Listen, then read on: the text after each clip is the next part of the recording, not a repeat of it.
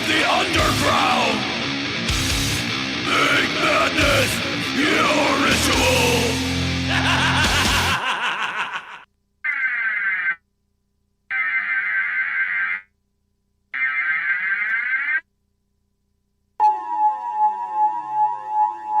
This is not a test. This is your emergency broadcast system announcing the commencement of the annual purge sanctioned by the U.S. government. Weapons of Class 4 and lower have been authorized for use during the purge. All other weapons are restricted. Government officials of ranking 10 have been granted immunity from the purge and shall not be harmed. Commencing at the siren, any and all crime, including murder, will be legal for 12 continuous hours. Police, fire, and emergency medical services will be unavailable until tomorrow morning at 7 a.m. when the purge concludes. Blessed be our new founding fathers and America, a nation reborn. May God be with you all.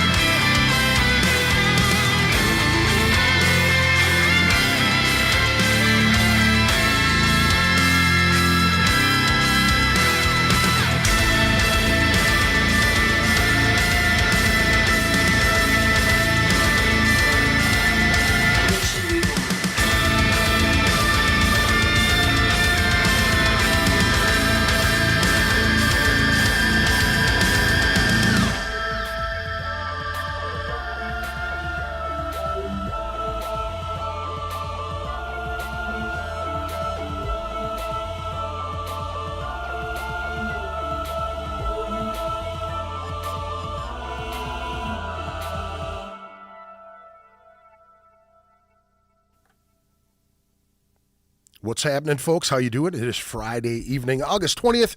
Hope you're doing well. Welcome to the show. Thank you. I hope you had a good week, man. It was a hot one again this week here in the Twin Cities. We are at the studio here. Do me a favor, check out Anti-Broadcasting Incorporated Custom Screen Printing. If you're looking to get some t-shirts done, give the guys at Anti-Broadcasting a call. They're good folks, and they have fantastic turnaround and good materials that they use. Antibroadcasting@gmail.com, or give them a call, 612-836-9488. That's 612-836-9488. 888. If you're looking to get some tattoo work, you know where I'm talking about. Lowbrow Saints Tattoo Collective over in Minneapolis. It's Lowbrow Saints, 612-353-4755. lowbrowsaints@gmail.com. If you're looking to get some artwork done, if you have a design in mind and you want to get it worked out, send them an email, lowbrowsaints@gmail.com. Give them a call, 612-353-4755. Good folks over there. Jason has been on the podcast several times.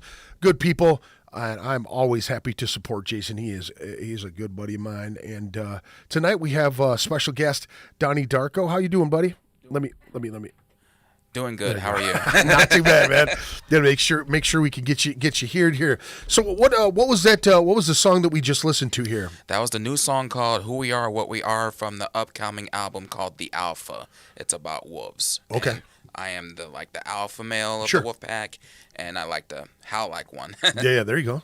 Yeah, man, that's good stuff. And the project is actually called Darkwing, right? Yes. How did you come up with that name? Did you was it, you said it was a combination of a couple things? Yeah, it was a combination of me, Darrko, and my guitarist, Hellwing.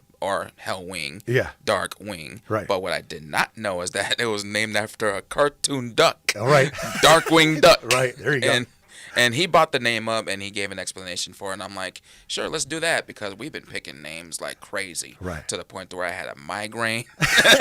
Yeah, you just get that long list.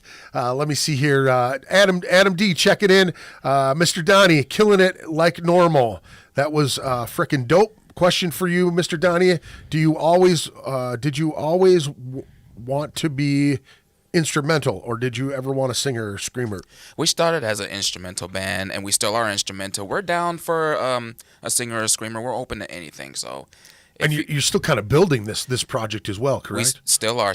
We're looking for a bassist as well. So if you know any singers or screamers, or you are one, feel free. Or a fucking bassist. Get in there, or both, man. Get it all. Why not? Yeah, all in one deal.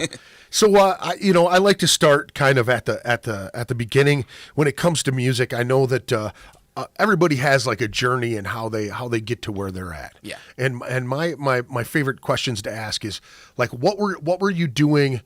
What was going on in your house as a kid? What were you listening to? What was the types of music? Any genre. I know a lot of people feel like they need to be all metal all the time. For me, and it's not always about that. I love all types of music. I come from R&B, old rock and roll. I come from all over the place. So, I mean, whatever, man. Don't hold back. Music is good for me. Oh, I'm not holding back. All right. Music is like the main vaccine to your problems. Yeah, for And sure. I love it so much. Sorry. You're good. And my first artist when I was a kid, my mom got me sucked into, was Jimi Hendrix when I was just a kid. Yeah. And then it went to Earth, Wind and Fire, Eric Clapton, Led Zeppelin, and don't judge me, Michael Jackson, Sure. Prince, James Brown. And then I just went on to my own ways after that when I hit like middle school to high school. Yeah. Metallica, Ozzy Osbourne, mainly Randy Rhoads and Jake E. Lee. Then I knew who Zakk Wylde was, even though I was a little late. That was when I went to Black Sabbath. And then... So you just went back from that catalog and went back. Yep, because history has its path. If you go backwards, instead of just going to where you are right now, going forwards without even knowing what the history it is and where it came from. Right. And I still am inspired to those musicians to this day. Right. Van Halen included. Let's Get Dangerous. Hey. Yeah, you'll get this will distract you from the conversation all the time. I find it when we're right in the middle of it, and it's all right, man. If you see one up there that pops up there, go ahead and read it out and answer it if you want to. I just try to stay focused for the first little part and then whatever. It's all good, man. Oh yeah, that's fine. So musically, I mean, so a lot of R&B, a lot of old rock and roll, much like the stuff I was into as well. Now, what made you go to the heavier side of things when you started picking up things on your own? Michelangelo Badio was one, because he's the reason why I was doing the double guitar. Yep. I still listen to him to this day, and I'm like, one of these days I want to open for this guy, right? And get a chance to meet him, hang out with him, talk to him, see what he's like in person, instead of just as a musician behind videos and stuff like that. I want to actually get to know him. Yeah. And wow. And is there another one? Well, Angel Vivaldi is another one. Andy James is another. And I say Polyphia, Periphery, Jason Richardson. I got a lot of names in my head. No, it's all good, man. A lot of people when they're put on the spot will stutter and stammer because they're not sure which direction that they should. You know what I mean? Yeah, because there's so many. Because my brain is like, name this guy, name this person, name this Yeah, band. yeah. Okay, you're right here now. Yeah. My brain is just. So what is guitar or your original instrument? So Yeah. you started playing guitar. I started playing guitar since I was 17. Damn. Yep. So I haven't put the guitar down since then. I've learned acoustic guitar in high school when I was 17 years old, and that was the only time that, I was taught how to play guitar, just 3 chords, and then I learned the rest of it just by YouTube. And No shit. yeah. Damn, dude, you're pretty spicy guitar player for just learning on YouTube. You know what I'm saying? Like, you seem like you've got your technique down pretty fucking good. Can you read music? Can you do anything like that? I can. Nice. I can. So you're well read, well studied on the stuff. That's fantastic, dude. So like, what was your first guitar? What was the first thing that you ever played? My first guitar was a beginner's Ibanez RG series. And I gave that away to a teacher because he was automatically a fan of my guitar playing. Right. 3 years later, I had that guitar for 3 years. And I was like, you know what, I'm just going to sign it because I know I'm not going to see him again because I'm going to graduate. Right. And I handed it to him. He was in tears. Oh, wow. When I handed it to him, and he took a picture with me and all that stuff, and I signed it. And I'm like, till we meet again in the future, I hope. Yeah. Well, that's awesome. Wait, and he was a music teacher, you said? No, he wasn't a music Just teacher. a regular just a regular teacher, a fan. And yeah, I haven't seen him since. So hopefully, What grade was that? I was not in high school at that time. That was when I started. I think a little bit of a college. Yeah. But I didn't do much of it. Sure. So. Yeah, nothing wrong with that, man. Nope. So with like guitar, like what made you say I want to play guitar? This is something at 17. You know what I mean? Like, what was a lot of 17-year-olds are kind of, they don't have any clue what they're striving for. You know what I mean? Like me being a musician as well. I mean, I kind of stumbled into it. You know what I mean? Like, yeah, when I first picked up the guitar, I didn't even know. I knew how to play a little bit and all that stuff, but I didn't know what to do after it. I didn't even know anything about techniques or anything like that until I got home and I talked to my mom about it. I showed her 3 chords and all that stuff. Learned that in one day. She put it was her guitar at that time because I didn't have no guitar. Sure. She put her guitar down, closed it, pulled me to the side, made me sit down on the couch. I thought I was in trouble. I'm like, just 3 chords? Am I in trouble? Yeah. What's going? She put the DVD on. She played Jimi Hendrix Experience. yeah, And it was Purple Haze when he first started playing it. yeah, And what sparked me the most was when he was playing with his teeth behind his head, behind his back, scraping it on the stand, sets the guitar down and lights it on fire. yeah. And what blew me away extra was she played another video of him playing at Woodstock, National Anthem. Yeah. That's what inspired me to play the National Anthem at school at that time when the Pet Fest began. And I was a senior at that time. Nice. Not even 1 year I played guitar, and I aced the National Anthem. That's awesome. Hell yeah, man. Hendrix is I'm a huge fan of Hendrix. I know that stuff, and I a guy who could take a guitar, play it the other way, because there was really no left-handed guitars at that particular time. You know what I'm saying? Nope. And huge hands, played like a demon for several different bands. You know what I mean? Little Richard. God, I can't remember all of them right now. Wilson Pickett, I think he played for.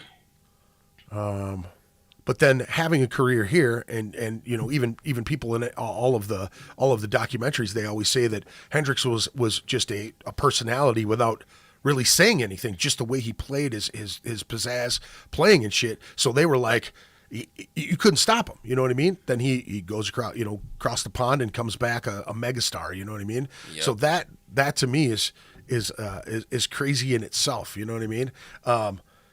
So yeah, I mean Hendrix is a huge thing. What beyond that point? What was the next like guitar player that sparked your interest to even keep going from there?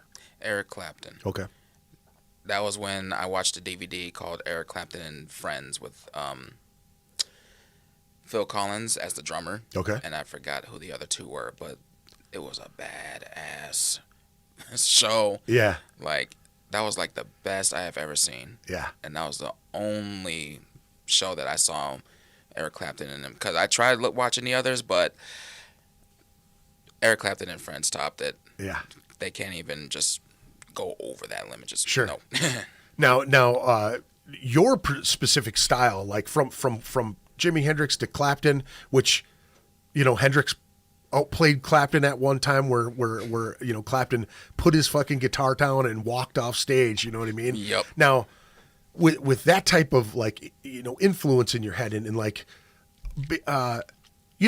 Hendrix was a prominent African American guitar player, you know what I mean? And before then, there was no real mainstream like that. I mean, Chuck Berry was, but Hendrix took it to a whole new level at that particular time. You know? Yeah. What after Clapton? What was your next stepping stone from there? It converted all the way over to Michelangelo Badio. Okay. That was when I just couldn't stop watching him shred like.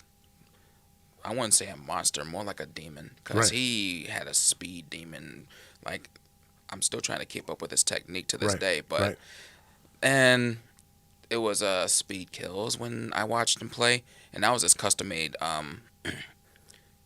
Dean, I think. Mm-hmm. I may be wrong, but a custom made guitar. Sure. And he was playing that song just like crazy. I couldn't even. I'm like, all right, you're gonna make me quit guitar. And when I saw him do like a double guitar solo, I'm like, okay, now I'm going to have to challenge myself. Yeah. I can't yeah, even. Yeah. And shockingly, I actually did it because I learned left-handed guitar not even a couple of weeks. Yeah. Because I'm like, screw it, I'll just buy one. And I bought one. And that was when. So you just practiced with both hands, working the fretboard on both guitars. Yep. That's fucking insane, dude. Insane. So with his speed playing, now, I mean, that's something that technique wise you just have to practice and practice and practice and practice and practice. Yep, I start slow and work my way up. Takes time, but only time will tell. Just as speed wise, you mean? Yep, speed wise. I start slow, work my way up. Okay. What was your first amp? What was the first thing you were blaring through? My first amp was a crate. A crate. Very just like old. a combo amp? Yep, it was a combo amp. That was a beginner's amp when I first started playing electric guitar at that time. My first amp was a crate, all the way to now, which I have a rig now. Yeah. Finally upgraded all these years. How long did you play that crate? I played that crate all the way to 2010. Because I played that crate since 2006. So good 4 years. Yep, good 4 years. Had to make that amp rest in peace. Yeah. I still use it as a practice amp, but that's all I can do for sure. it. But What are you playing now? I got a rig now, a Line 6 Helix, along with a 2x12 EVH cabinet. Okay. Yeah, so it's just like a one of these deals, right? Something like that. Yep. Just like have that. different modules in it, or is it just one specific module? What else do you have connected to it besides just the? I have in-ears for my in-ear monitors.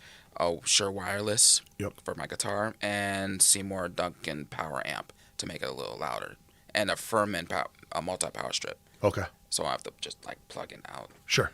Oh, that's nice, man. Nothing wrong with that. Oh no. So So you've played for quite a few bands here in the Twin Cities, right? You've subbed in, come in. How long have you? Are you from the Twin Cities? You were born here? Yes, sir. Yes. And what part of town did you grow up in? North Minneapolis. Okay. Yep, still living there. Okay. North Minneapolis, born and raised. Born in North Memorial Hospital.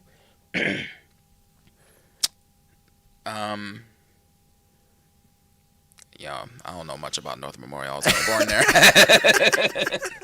So what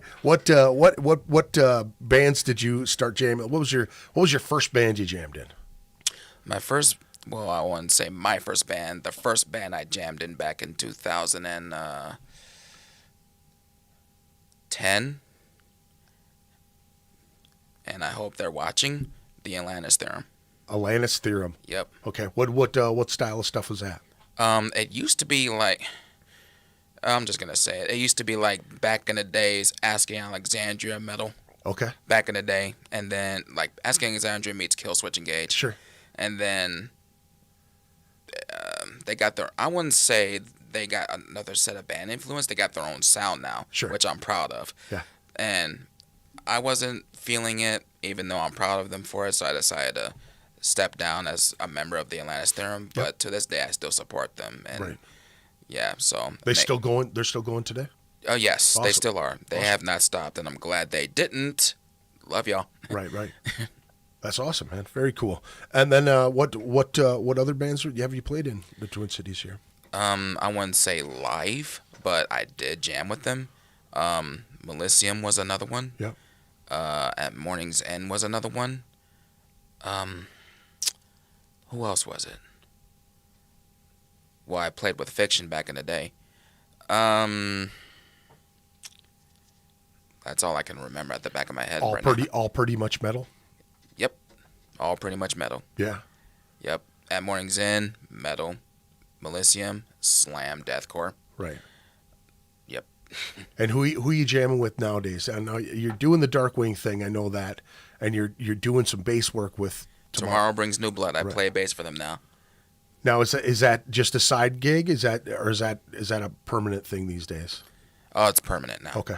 Yep. I'm definitely a member of Tomorrow Brings New Blood. I play bass for them now. For those that don't know, you know now.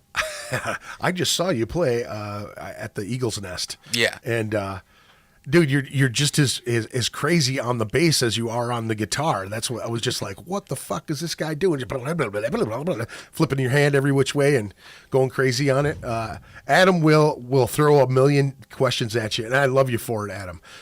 He says here, I swear crate amps are everyone's first amp. LOL, either crate or Live 6. And dude, you're not lying there. I've seen so many up and comers with those Line 6 and the crate. Fuck, man, crate has been around a long time. It's much like PV, you know what I'm saying? Yeah, They've been around definitely. forever. Donnie jammed with us at a live show. Yep. Oh, nice. With Forever and Grey, correct? Yep. Okay. Yep. I jammed with them twice. Okay. Definitely twice.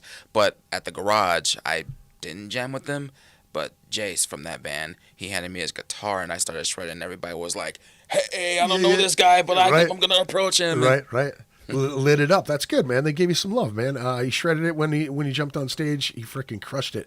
Yeah, dude. I've seen you play on a couple videos via Facebook, and I got to experience your live show with Tomorrow Brings New Blood, playing bass, which is it's a side gig for you, right? I mean, your main focus is guitar. I wouldn't say that. Like, my main focus is music in general, regardless of what instrument I play, because music is fun. Sure, music absolutely. is home. Music is the best therapy. Yeah. Without music, everybody would be more than insane right now. I don't know about everybody. That's a pretty broad statement, because I see people out there. I don't understand it. Right. You know what I mean? That like I've been at people's houses and they don't have music going in the background. You know what I mean? Like how could you be around without music? My daughter is just like I am. She's always playing music, always like experiencing new things, and it goes from like this extreme pop thing with One Direction, Justin Bieber type of shit. And then it goes to, she just found Nirvana, and she just found Motley Crue, which is really nice. And, I'm showing her little things here and there, but like, one day she comes out and she's listening to Sly and the Family Stone, and I'm like, where did you hear this? And she's like, Shrek had it on there, and then there's like, these kid movies, man. She came out doing September, Earth, Wind, and Fire, you know what I mean? Yeah. And I'm like, just blown away how kids attach to these things. And these are songs that I grew up on, you know what I mean? So it always just blows my mind. She'll come out and sit down and like recently we're driving in the car and she's playing, Shout at the Devil. You know what I mean? Like songs off of Shout at the Devil, you know what I mean? 14 years old and I'm going, yes, finally there's something to it for me. And then this the Darkwing thing that you're doing is your project, your main project, correct? Yes, sir. I started that project since 2018 or 2019, one of those two. Okay. Because the first show, well, it wasn't Darkwing at that time. It was just me because I started it. Right. I was just trying to find a name, but me and Blake were jamming out, having fun. Sure. I was at home writing a bunch of stuff, and The Machine was the first album I've ever written, mainly as a serious album out of a few songs that I wrote as a musician. And the album The Machine, that has 30 songs on it. It took me a month to finish it. Holy. Because when I was at work, I was writing songs in my head, but I was focused on working.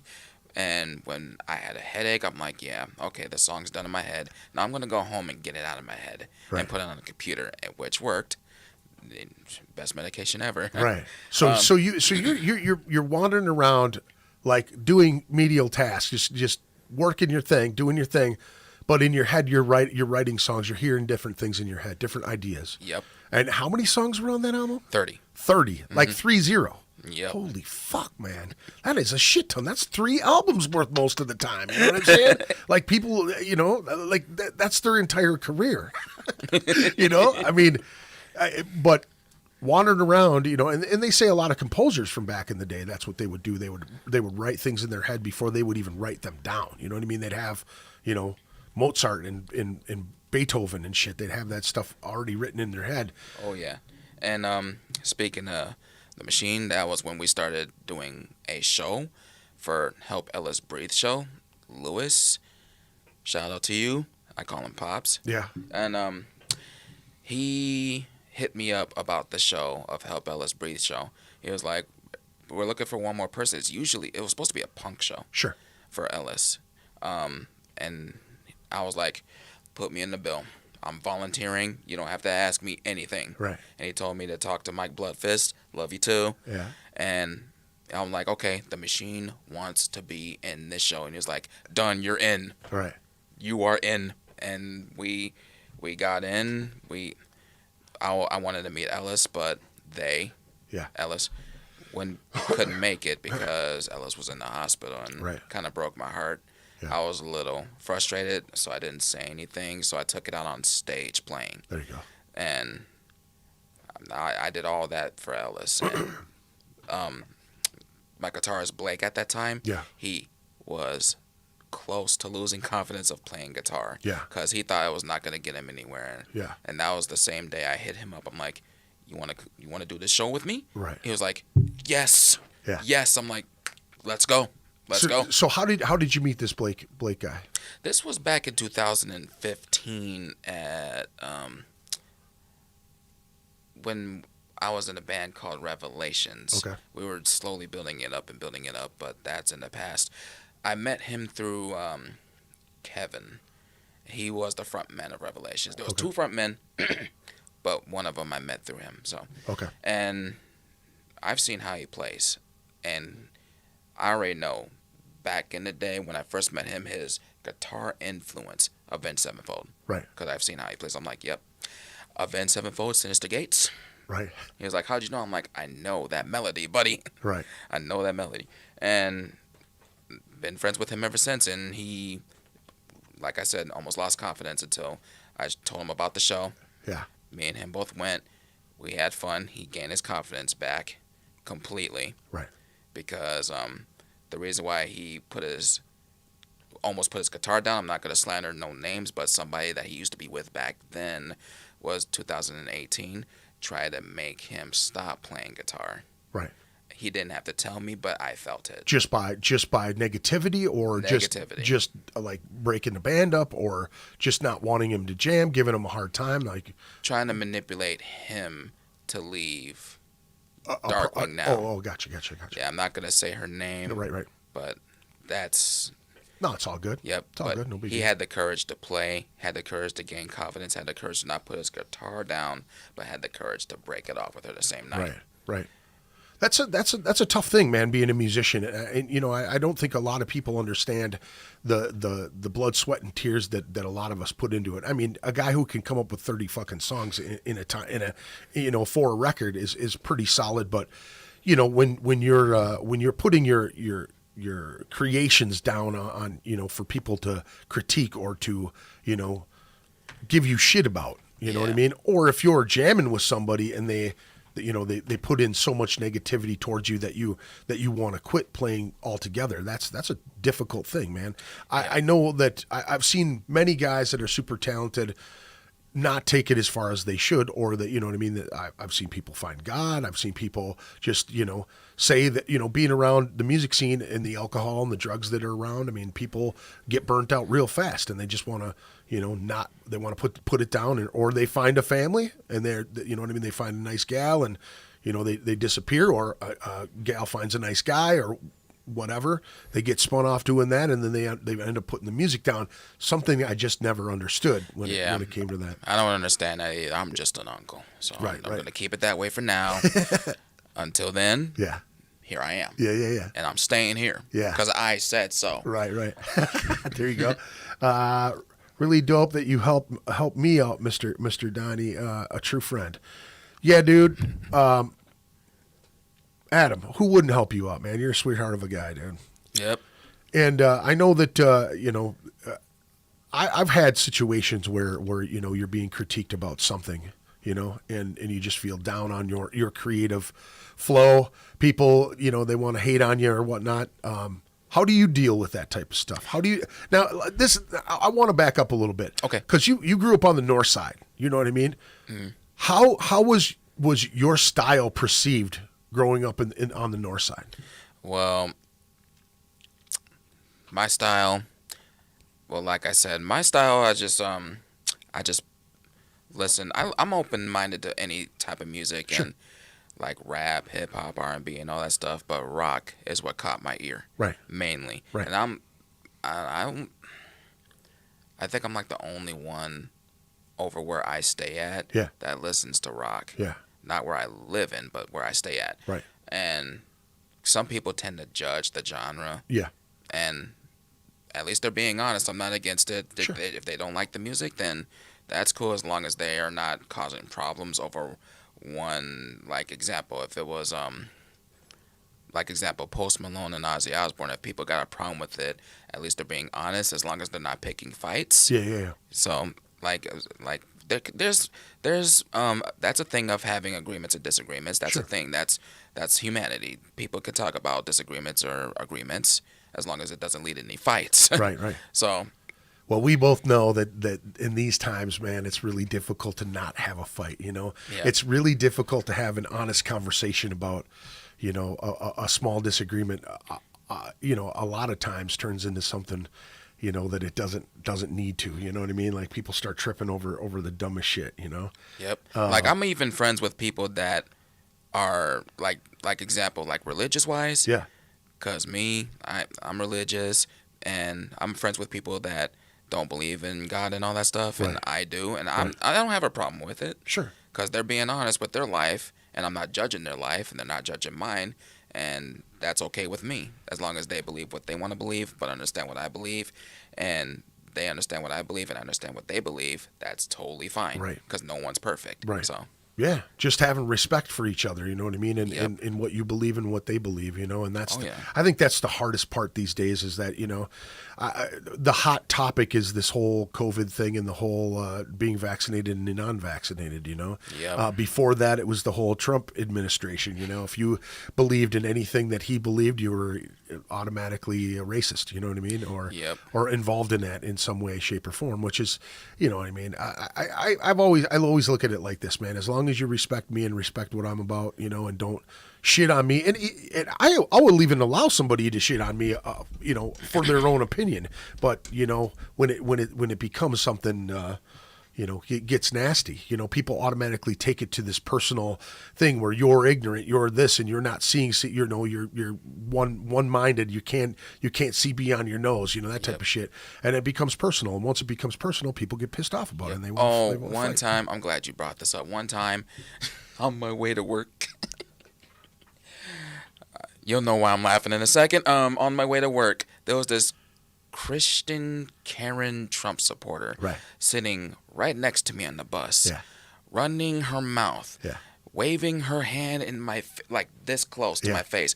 I was on my headphones just focusing on my way to work. I take my headphones off. She was running her mouth, just jabbing the beak, calling me that word. That word. I'm not gonna say it, but you know what I mean.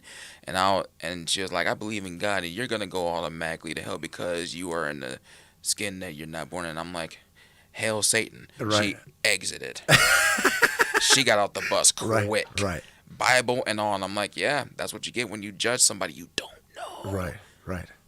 Yeah, that happens a lot, and unfortunately, it happens with people that are supposed to be the ones that guide us to this savior. You know what I mean? Yeah. The people that are supposed to be guiding us to this positivity are usually the ones that are most judgmental about us. You know what I mean? Guys with tattoos, people of color, you know what I mean? Long hairs, people in black. I mean, all of it. You know what I'm saying? Like automatically, you're a devil worshiper, and I've had that being involved with death metal for a long time.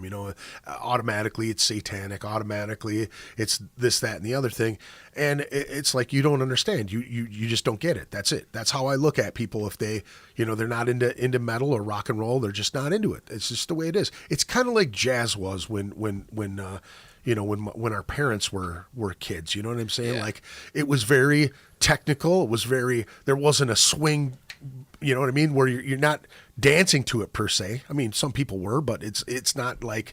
It was like math. Time signatures. Yeah, the time signatures were completely off for the people who aren't tuned to it. You know what I mean? Their ears aren't ready for it. It seems like complete garbage. You know what I mean? That's kind of how rock and roll was for so many people too. You know what I mean? They just kind of... like, this is just noise, And, right. And it plays itself further and further. Let me see here. Gus is in the house. What's up, Gus? Glad to see you're doing better, buddy. A good friend of mine took a spill on his motorcycle, and he is in the house watching the show. Thank you very much for taking a listen. Let me see here. Paulie Grinstead says, if you ever do a show with Anders, he came after me and I wrote a lot of Pain Face to view.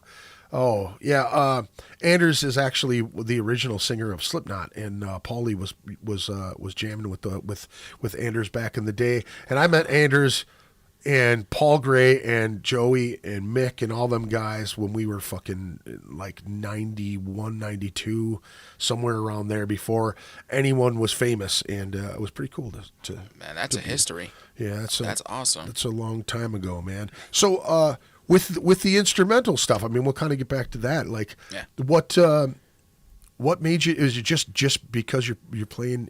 You know what I mean? Have you ever sang? Have you ever? Yeah, I've sang before, but I haven't released it yet because I'm really shy when it comes to me and my vocals. Yeah, I'm a shy rat or whatever. Yeah, I'm shy something. Yeah. What do you say here, Mr. Donnie? What tuning do you play in? What's your favorite tuning to play in? I got two favorite tunings actually. Drop C is one of them, and drop A on the 7-string. Those are the main two tunes I like to play. So you play a 7-string? Yep, I do. When did you graduate from a 6-string to a 7-string? Like, I graduated from a 6-string to a 7-string in 2011. So pretty quick. You said you played 2004. You were playing with? No, 2007 was when I played my first instrument. Okay, 2010 was when I played with the Atlantis Theorem. Okay. So there's good little distance. So you gave yourself a lot of practice with the 6-string, and then what made you decide to go 7-string? Just that extra low note, or just more noodlies? Oh, I was curious of how the 7-string feels and sounds, and that was when the noodlies came in. Yeah. Yeah. So I mean, with a guy who learned your instrument, by yourself. I mean, you really taught yourself, or people on YouTube taught you, and then you just took it for. I mean, dude, to start with 3 chords and then go from there. I mean, so were you just hell bent? Did you just lock yourself in a room and just play all the time? What did the rest of the world just get in your way to play, or what? No, right after school, I just got me an electric guitar from a nearby music store. Yeah. Went home, practiced for like 5 hours a day at that time. So I kept pushing until things got very comfortable, flexible, and so nothing will sound like scrapes and all that stuff. And been doing it since, minus the 5-hour part, because I'm working now and I can't help it, Adam. My friend Ken says, any influence from Yngwie Malmsteen? 50-50. Kind of 50-50, to be honest. Yeah, I met him before. He's a complete prick. He is. He's an absolute prick. He was just an asshole to his band and to everything else. But I was able to do security for him one time, and it was an experience. You know what I mean? He is a talented fucking guy. Yeah. It's kind of like Alexander Drake from Reaping Asmodea was in a car crash, fucking crushed his hands, and then had to learn how to teach himself how to play a different way. And Alexander came out of it just fucking unbelievable, man. That I don't know if you know Alex from Reaping Asmodea. Trooper. But that dude is a fucking beast too, man. Let's see here. Don't be shy with your vocals. I'll run with you in this. I'm completely about my vocals. Well, that's good that you're about your vocals. Let me see here. It's I'm completely critical about my vocals. Oh, that's what he meant to say. Yeah, me too. That's why I am so shy to show them. Right. In due time, though. So you do have some stuff recorded with your vocals? Yep. Slower stuff, screaming stuff, what? Little both? A little bit of both. It's a little bit of both. It's metal, rock, but I don't want to talk about that right now because I'm kind of shy to bring it up.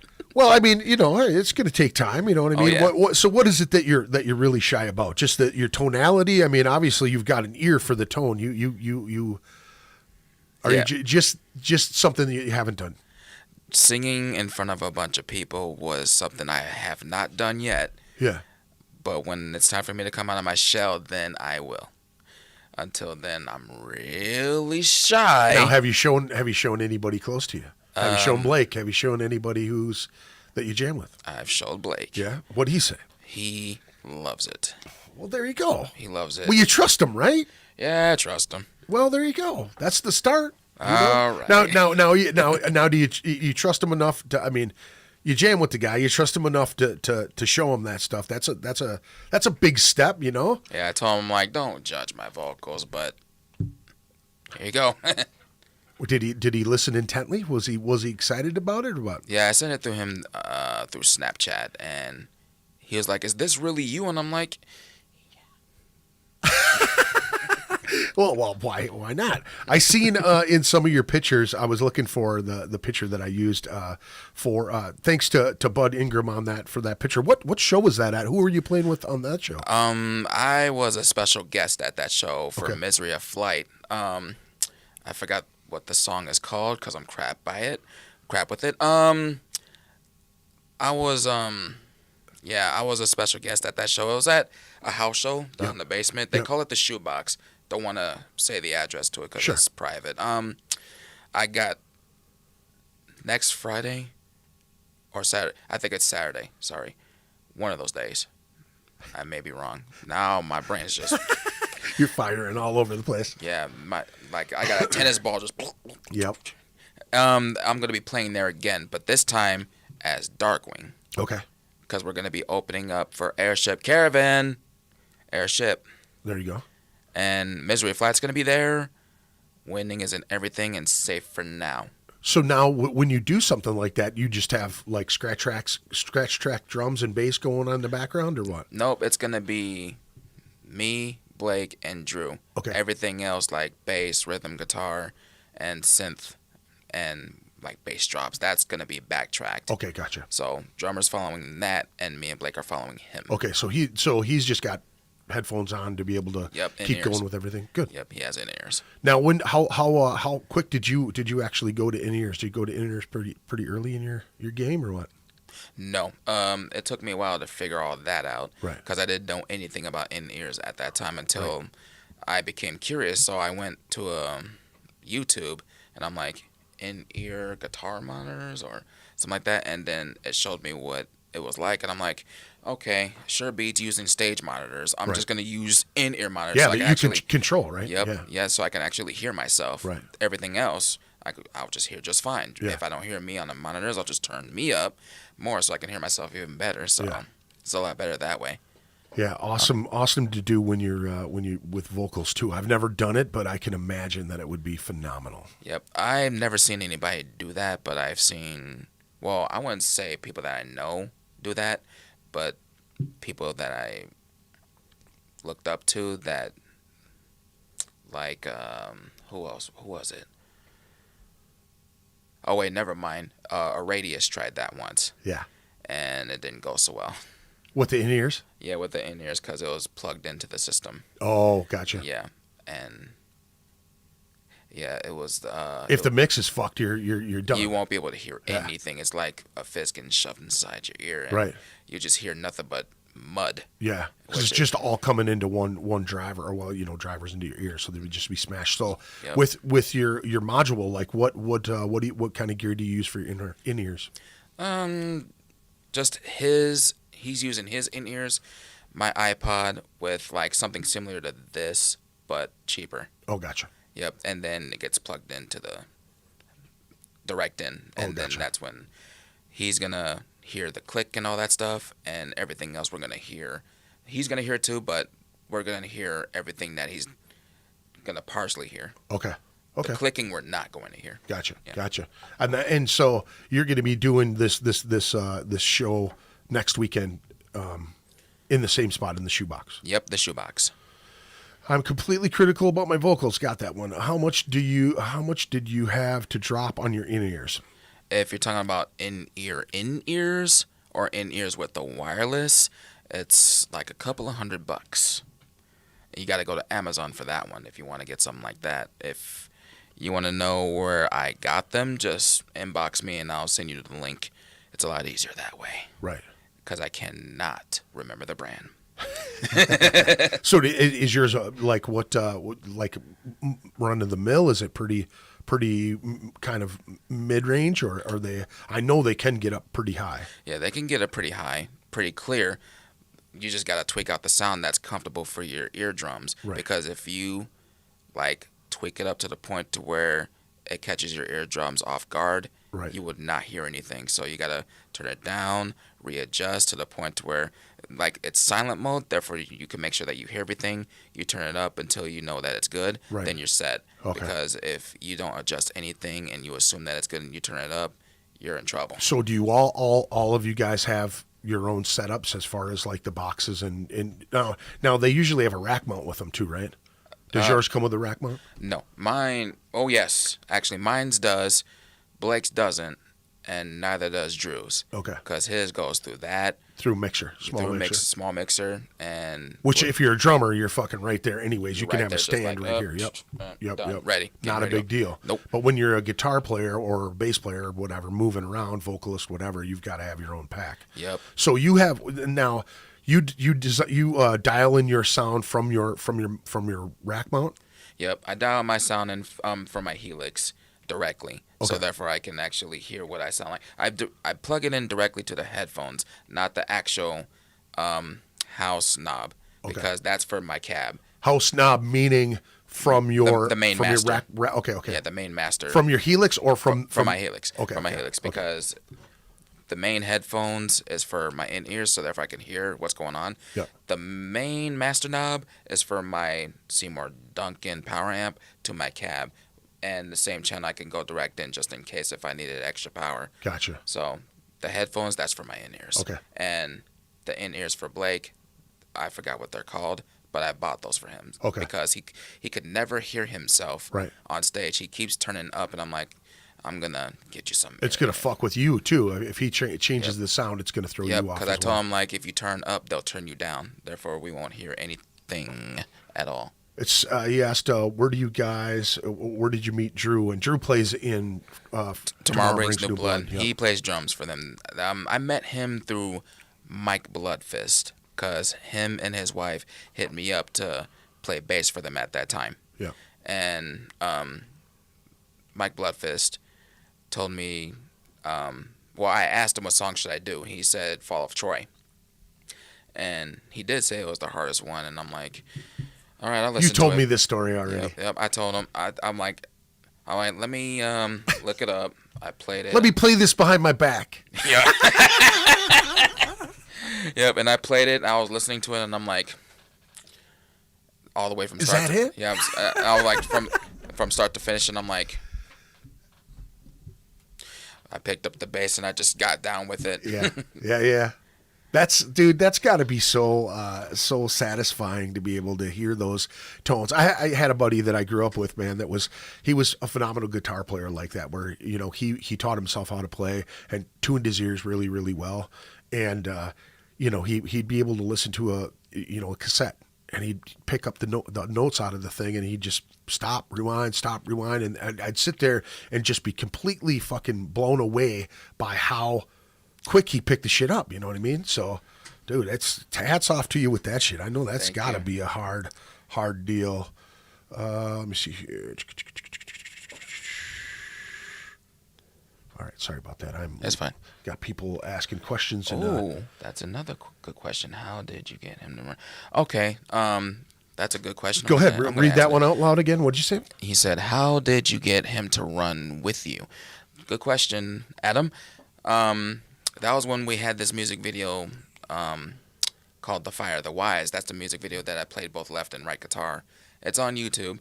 Drew's in it. I asked him about it, and he was like, "Yeah, I'm down for it. Just give me the song." And I gave him the full song. Yeah. And the song with just rhythm, guitar, and drums, and just a file with just drums in it with a click, just in case. Yeah.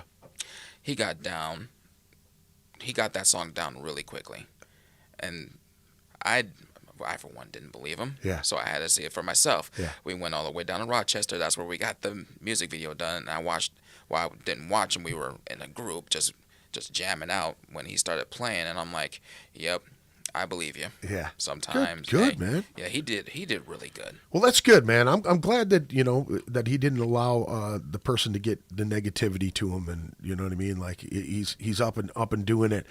Josh Kellerman said, "If not Yingwei, Malmsteen, who are Donnie's prime influences, and why is Semtex his favorite Minnesota band to do gigs with?" Face your enemy. Yep. That's the answer I could come up with, because that song, you really have to face your enemy with that one. Yeah. Especially in the mosh pit. Yeah. Next time you play that song, you're coming in the mosh pit, buddy. Right. You're coming. Yeah. Yeah, I've known Josh forever, dude. Man, he's cool. He's really cool. Yeah, he's good people, man. Good people. Him and his wife are fantastic people. Yeah. Let's see here. So when it comes to how did you cope with this whole year off from everything? Now you were kind of getting the ball rolling for yourself, like before this whole COVID bullshit hit, right? Yep. You were kind of starting to gear up and like do your thing and like get out and get ready to go, right? Kind of, until the lockdown happened, and I'm like, oh, well, that's my cue to just have a vacation. Right. Even though it's going to be a crappy one, that gives me an excuse to write more music. Right. So that's totally fine with me. I'm just glad the lockdown is for right now. For right now. Knock on wood, for God's sakes. Yeah, man. For right now. Yeah. Yeah, and that was that. That's so. This whole time, you pretty much kept yourself busy just by writing and honing your craft. Yep, writing and teaching Blake some more parts. Right. Basically, I'm the teacher. He's the student. Right. Still learning some stuff, and basically, I've been teaching him how to shred. Right. Because he was playing the same stuff and all that stuff. He's showing me the same melodies and everything, and I'm like, you know what? I like the melodies that you're doing. Let's put that in one of these new songs. Right. See how that feels. Right. Which Prepare for Battle was one of them. Right. And it worked just fine. Right. And Misconnected, I challenged him to write a solo. Right. And I'm like, I dare for you to write something new for this part. Right. So you're inspiring him. You're teaching him the stuff and giving him the tools to use, and then setting him on the track and letting him loose. Mm-hmm. That's fantastic, man. Including inspirational. Yep, including Winter Solstice. He played one of his old stuffs, and it fit perfectly in the song. Right. And just some old material that he had laying around. Or? Yep, some old material that fit perfectly. Yeah. And I looped it a little bit, and I showed him like, do this and do that, see if that works. Right. Because he was feeling a little uncomfortable with what he was doing. So now you're writing and recording most of this material by yourself in your space, your lab, Yep, right? my So lab. what kind of stuff are you using? What DAWs are you using? What mics are you using? How are you going direct in? How are you doing it? Oh, I'm going direct in actually. I'm using a USB direct in for my Helix that I use for guitar, and for bass and program drums and all that stuff. And I use Logic Pro X to record everything. Okay. And I had to get actual mixing and mastering plugins to make it sound clean and crunchy from this website called JST Tones, like Joey Sturgis Tones. Yep. He's the producer that helped ask Alexandria and them and all that stuff. Yeah. So yeah, he's selling his own stuff. Like his presets and shit that he's got in his packs or whatever. Yep, presets that's really and cool. Yep. All that stuff. Yep. So that's how my stuff has been sounding really, really, really sharp. Yeah. Which is amazing. And him as a producer has inspired me to become an awesome producer as well. Right. So maybe in the future I can record some bands and help them out and all that stuff. Yeah. But mind you, I'm not charging nobody. I'm doing it for fun. Right. I'm not doing it for fun. And I was with Airship. I was being featured in one of their songs, which I'm not gonna go public with. They asked me how much do you charge, and I'm like, how much do we have to give you? And I'm like, just give me a thank you. That's all you need. So you're gonna record their album or what? I already got featured in one of their Nice. songs. Okay. Yeah, and I was like, just give me a thank you, and that's all. I don't need your money. Wow. That's the type of person I am. Right. So. Well, that's good, man. There's nothing wrong with that, but never sell yourself short because that track from Bandcamp was very cool. Again, what was that one called again? Who We Are, What We Are. Who We Are, What We Are. And did I not change this over? Yeah, I changed it over. Okay. Why is that doing that? Computers. Sorry, no, it's yeah. My computer's just acting kind of goofy right now. I don't know exactly. There we go. The It's just- Terminator called it, didn't it? Yeah, right. What was that? Skynet? Yeah. Fucking Skynet. You know, that's so crazy, man. When you think about it, how close we are to that type of shit. The AI that's going on right now. Yeah, and I'm probably gonna duck and hide and just not show up in the world. no, man, more. you'll be able to speak to them. That's what it'll be. You'll be able to speak through tones with them, man. You know what I mean? They'll be like, "This human is not right," and you'll be like, they'll be like, "Okay, he's cool. He can stay." That's what's going to happen. You're going to speak its language and shit. You know what I mean? You're going to be like the guitar tone mixture of like, you're going to be playing so fucking fast. It's going to be like the old school fax sound. That's I had a couple buddies that, when the IT field kind of started booming. My brother went to the Marines and learned this whole IT thing. And my buddy John Castano and my buddies Nate Warren or Zach Warren were building websites and doing the HTML and cyber, building websites, doing all this shit, coding and all this shit. And we all went canoeing and they're in their tents and they're talking, high tech shit, and everybody else is partying, have no idea what the hell they're talking about. And they're speaking this computer language back and forth. And my buddy was like, those motherfuckers are going to start speaking in fax tones and shit. So that was the joke, everybody go, I don't think he understood what you said. Go speak to him in fax. So it was good humor when it came to that. Now, where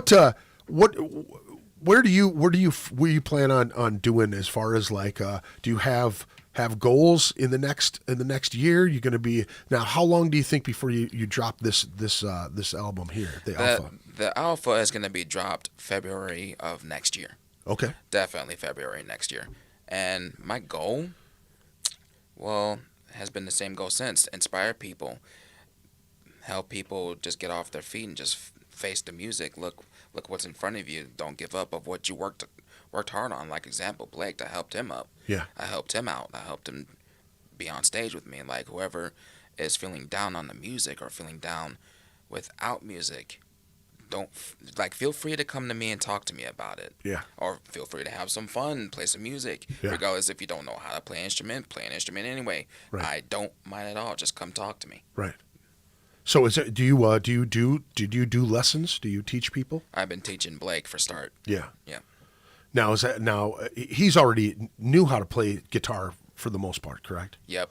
So you're just honing his skill a little bit more, sharpening him up. Sharpening him up, upgrading him. He's doing really better than before. Right. Even though he was good at it already. Right. And what my mom told me, you're good, but you can always do better. Yeah. And I think about that every single time I wake up. Are you close with your mom? I'm very close with my mom. Mom and dad together still, or no? No. No. So mom's a good inspiration for you. Yep, my mom's a musician. Oh, she is. What does she play? Play guitar as well? She played guitar, piano, bass. I don't know if she played drums. I'm gonna have to ask her that Right. when I have time. Right. She in Minneapolis? She is. Oh, right on. Cool. You get to see her quite a bit? Mm-hmm. All right. You stay with her? Used to. Okay. Well, that's good, man. You know, and she's familiar with playing out. She played in bands before? Is she just a hobbyist or what? She used to play bands back in the day. I don't remember when, because when she had me, my sister, and my brothers, I only started playing guitar only a little bit. Right. Little bit, but Yeah, not yeah. much though. But Older brothers?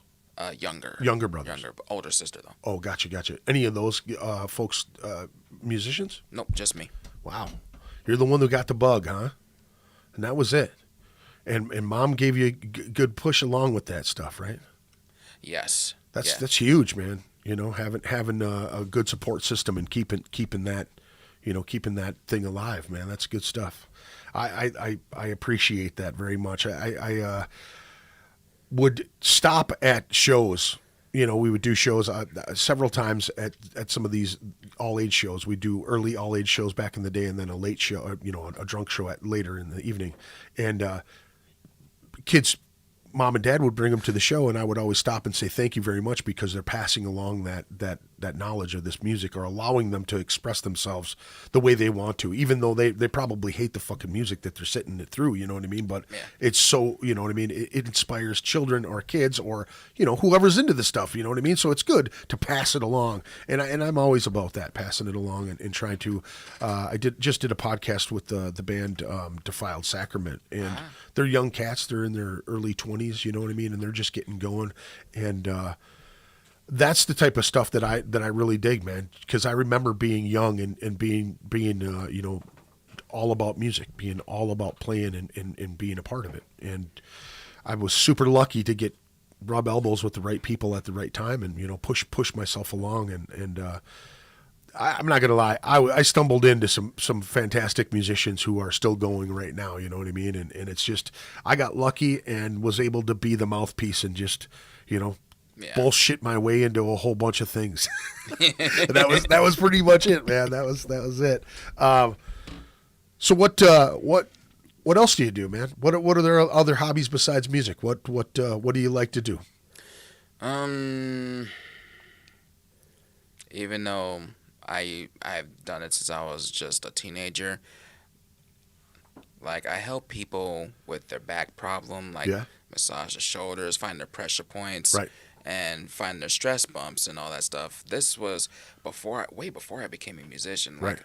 Like me as a kung fu martial artist, I know pressure points and what should be there and what should not be there. Sure. And I just pop it and I just circulate it to the brain. Right. Because with that, right, like example, this is your back. Right. And this is your brain. Right. There's a stress bump right here. Yep. Which should not belong, because for one, it's on your back, that's near your spine. Right. That will lead to like a stroke or something like that. Right. So I pop it by squeezing it. Yep.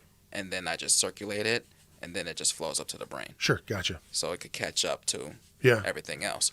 It's hard for me to explain because it's hard for me to explain it by word, because I know how to do it by hand. Right. Because I could feel where what stuff shouldn't be. Right. Stuff should be. And if anything feels out of socket, I just pop it back in. So what have you studied any sort of massage therapy or done anything like that? Is that something that you'd be interested in doing? Yep. Damn, you should fucking look into that shit, man. There's so many people that need that shit. I don't think enough people get massage therapy. Yeah, because every single time I hug somebody at a show, I just crack their back. Yeah, right. Every person I hug, crack. Yeah.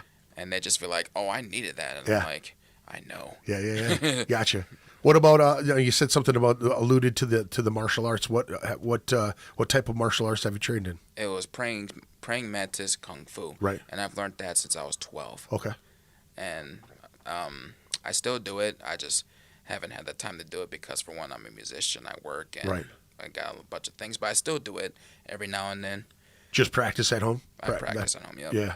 I'd be worried about messing my hands up if I was a guitar player. Fucking, I'd be really worried about... Oh, no, I have, like, athlete tape around my knuckles and stuff, Gotcha. so I won't wreck anything. There you go. So. Oh, yeah. What got you into the martial arts as a kid? Bruce Lee. Yeah? Mm-hmm. What was your first Bruce Lee movie? Enter the Dragon. Yeah. That was a good one. It was a really good one. And then after that, it was The Chinese Connection. Yeah. What else was it? The Big Boss Man. The Big Boss Man. Which was what? Wasn't it Fist of Fury as well? Yeah. Wasn't it Big Boss Man in China and then Fist of Fury here Fist or of some Fury shit like that? And Game of Death. Yeah. Game of Death. Yeah, old school kung fu movies, man. Super I was so stoked on those when I was young. I know when I was a kid, there was the thing on Channel 4 called Black Belt Theater, and that was at Friday nights, late night. And I just struggled to stay awake. I know they put the Five Deadly Venoms on Netflix just recently, which is a Shaw Brother production. I love that old kung fu movies. Kid with the Golden Arm, the Jackie Chan movies, Jet Li, Chow Yun-Fat. Yep, Chow. Dude, that's a guy that you know what I mean. Doesn't look like he would be as badass as he is, and he choreographed a ton of those old kung fu movies. Him and Jackie Chan did a bunch of shit together with the Drunken Master and all that other shit. Yeah, but Jackie Chan was in the film with Bruce Lee at Enter the Dragon. He was playing one of the bad guys. Okay. And yeah, that was when Bruce Lee broke into that lab, getting ready to leave, and The Underground Lab. Underground Lab. Yeah, I know what you're talking about. Yep. I did not know that he was in that movie. Yep, that was when Bruce Lee had that staff. Yep. And the last person that Bruce Lee striked way before he got the 2 black sticks was Jackie Chan that he striked. Huh. That was him. Huh. I'll have to look back at that. But he actually hit him though. He actually hit him. Right. Yeah, he was flipping around pretty good, man. And then with the staff, did he grab the 2 sticks first, or did he grab the nunchucks after that? Oh no, he grabbed the staff first, the 2 sticks after that, then it was the nunchucks. Okay. Yeah, that was an iconic, like, that fucking the overdub of the sound of him whipping through the air. Yeah, because when I saw him do that in front of just that enemy just stealing the nunchucks from him, I'm like, if you are seeing Bruce Lee do that with your own nunchucks, buddy, that means you need to run or face the consequences, man. Right. Yep. Get the lump on your head, the couple lumps on your head. That was one of my all-time. It's still one of my all-time favorite movies. You also quoted one of my all-time favorites to The Warriors, and I know people that have watched that movie and they're like, "That's the fucking cheesiest movie ever." In New York, there's a place called Duff's. Duff's. In God, I don't even know. It's in New York. I want to say Brooklyn. I believe it's Brooklyn. It is like you walk down these stairs, man, and it looks like nothing. You walk in and it's all heavy metal memorabilia. I mean, everywhere. Peter Steele's fucking bass is on the wall, but in the far back, they've got this little room that kind of, the bar goes along the one wall, and then you kind of slide into the back. And I sit down in this electric chair, dude, and I'm looking around, and I just look to my left, dude, and there's the Warrior vest in a fucking shadow box, dude. Whoa! Took a bunch of pictures of it and shit. Yeah, very, very cool. That is one of my favorite.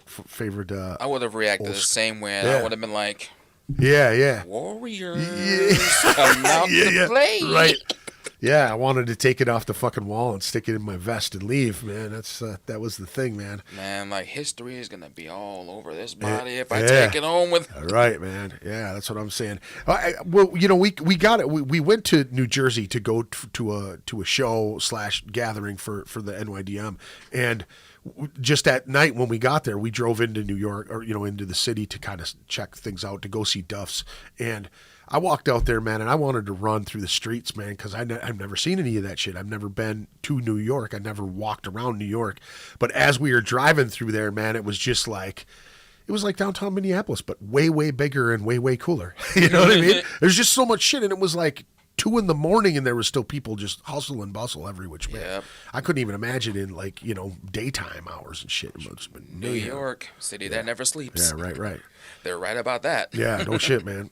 Takes a couple weed naps though, probably. Yep, just Now with the music industry, dude, and everything, like as you're recording your stuff.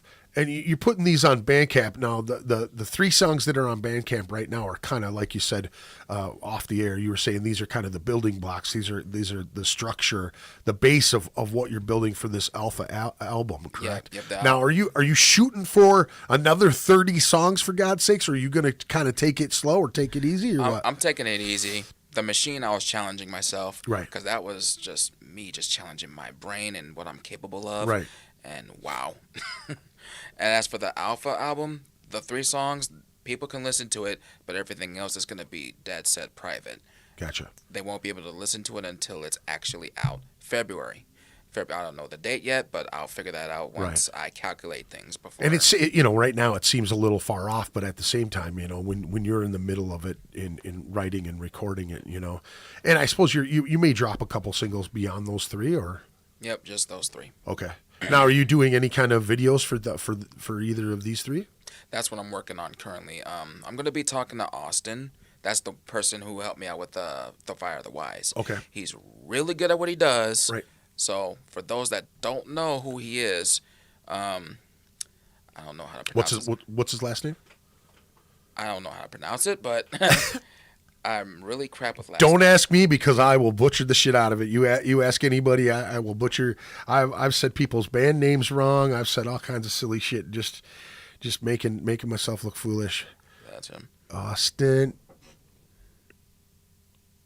Schurzberg? Schurzberg. That's what that looks like. Schurzberg. But he's really good. Yeah. He's really good at what he does. Yeah. That music video, The Fire the Wise, it cost me $1,400. Right. Totally worth it. Yeah. People that say it's expensive, just watch the video. Yeah. Yeah,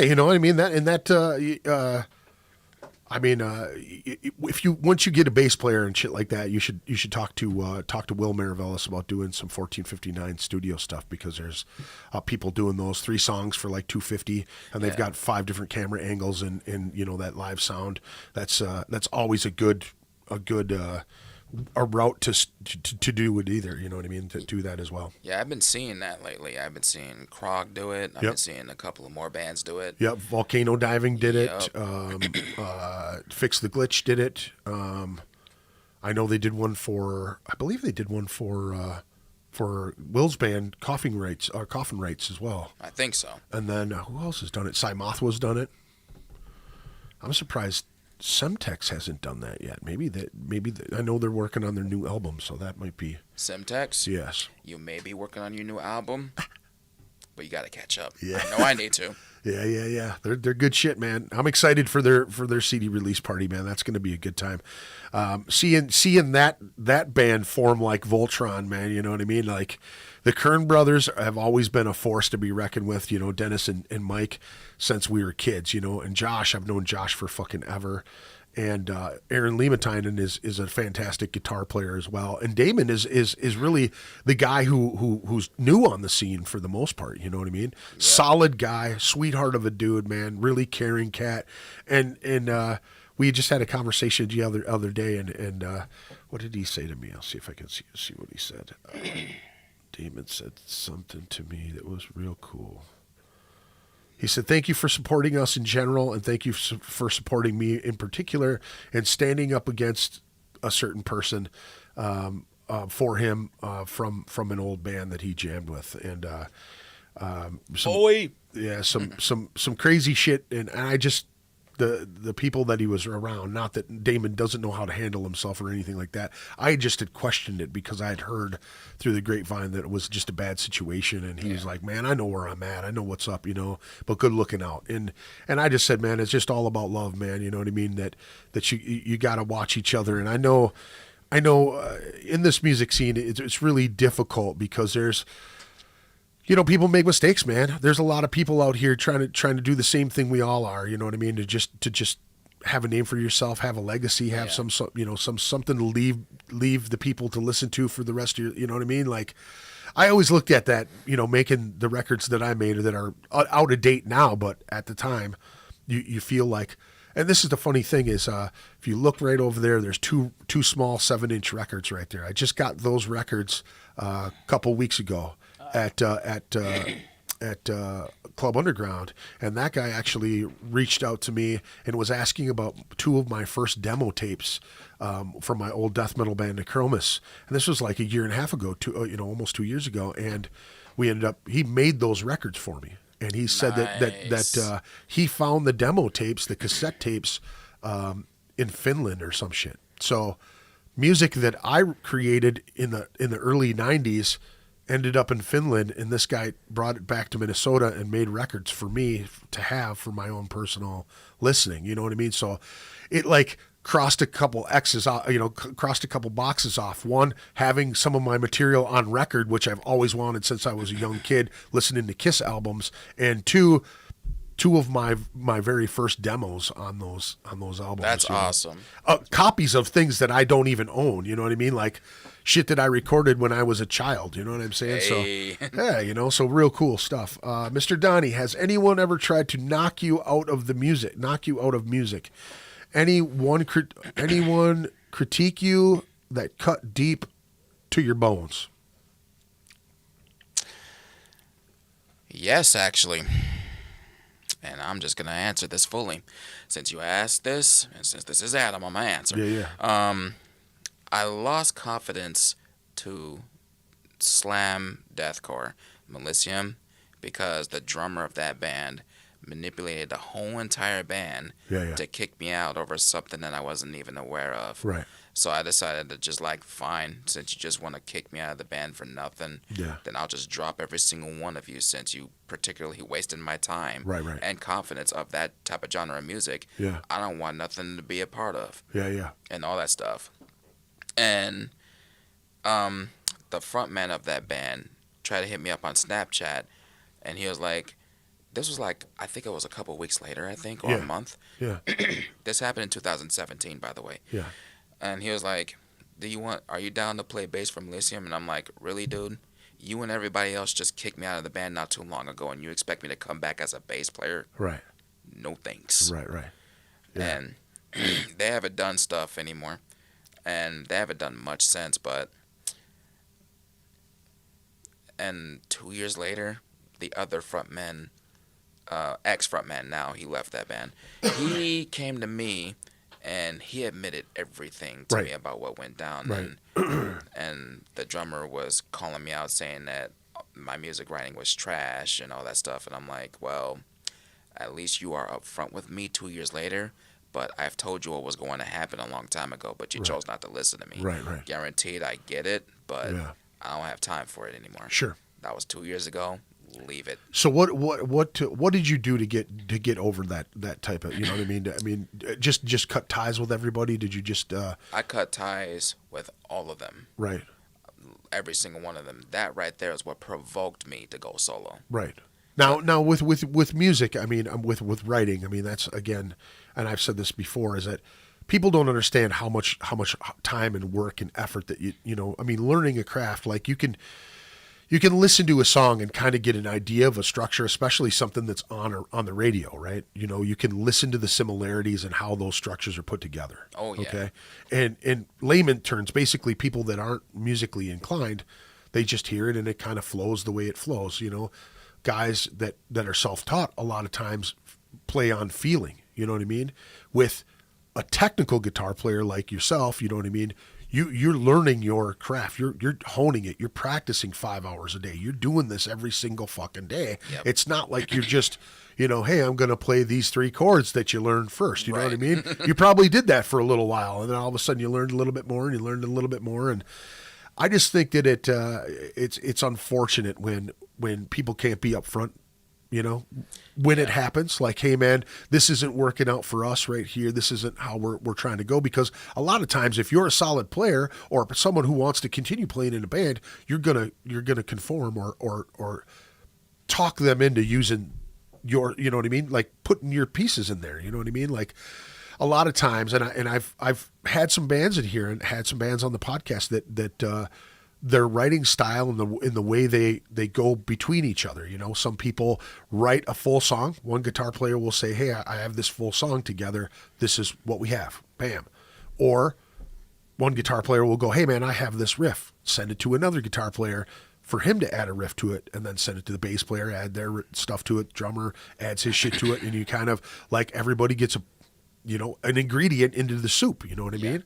So another person named minus the drummer Melisium, there's this other person who I had never met, but is in the cities. This guy named John Willinger, who no longer has a Facebook because he was a really, really huge critic towards me every single time. Sure. He wanted me to like start a band with him desperately, and I'm like, dude, I'm not gonna give an answer because for one, I'm having fun with the music that I'm comfortable in my own shell. Right. And what you're trying to pull right now is like by force, and I don't feel comfortable with that at all. Right. And when I posted something like a new song announcement or a new album announcement, he was cussing his brains out towards me in the comment section below. Yeah. And everybody that just because you wouldn't jam with them. Yeah. Everybody that saw that had my back. Right. And they were all calling him out, including James Right. from Fix the Glitch. Right. He was like, dude, Donnie is a beast of a guitar player. Maybe you just can't keep up. Right. Kanye shrug. Right. And I'm like, hey, hey, I didn't say nothing to John. Right. All I did was block him.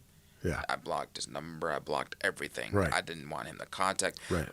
From how he was acting, I didn't want him to call me, text me, email me, talk about me. I didn't even want any part of it. Sure.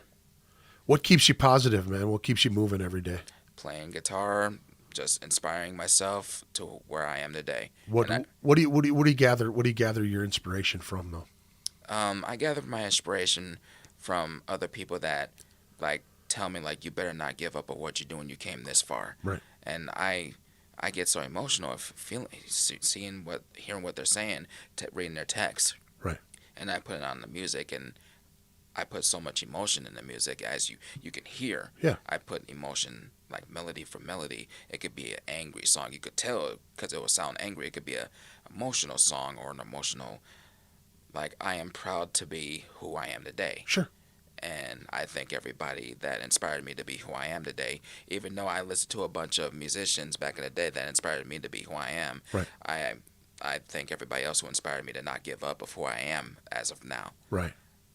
That's important to stay who you are and write what you write, and that's important too, man. To see and to notice that those the folks that turned you away or flipped on you and pushed you into your own solo stuff, man. They really just recharged your battery. You know what I mean? Yep. And that drive. I mean, I know Adam has gone through some stuff too, and is trying to work on some solo stuff. Hey, Adam. There's a guy who might be able to help you with some playing too, man. Him and I had a conversation about I wanted to push him to do a solo album himself too, What are you waiting for, Adam?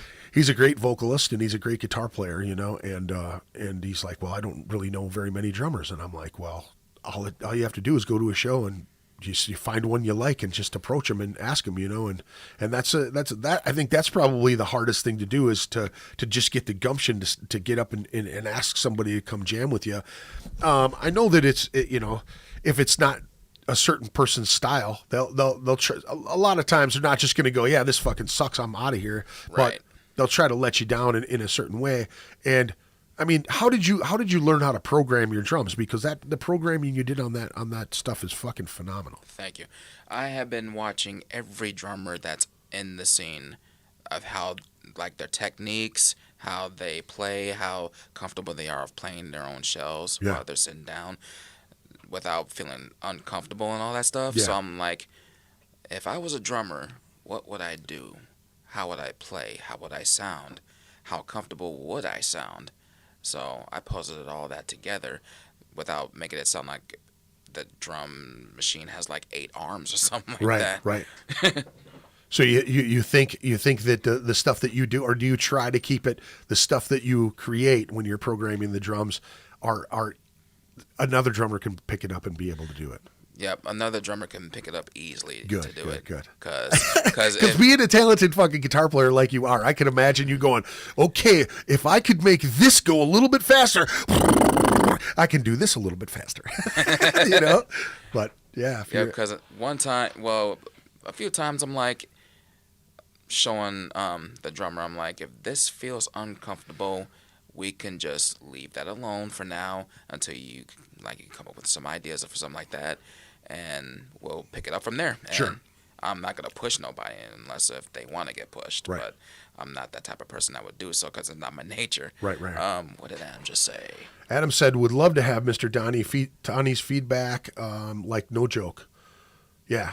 And he's working on building the studio as well right now, and he's got some stuff, and that's that, just talking with him in the parking lot about music in general, and I know that he's a creative cat, and I know that he's got a lot of ideas, and I said, dude, you've got material in the books. I mean, just in the locker waiting to let loose, why suppress it? You know what I mean?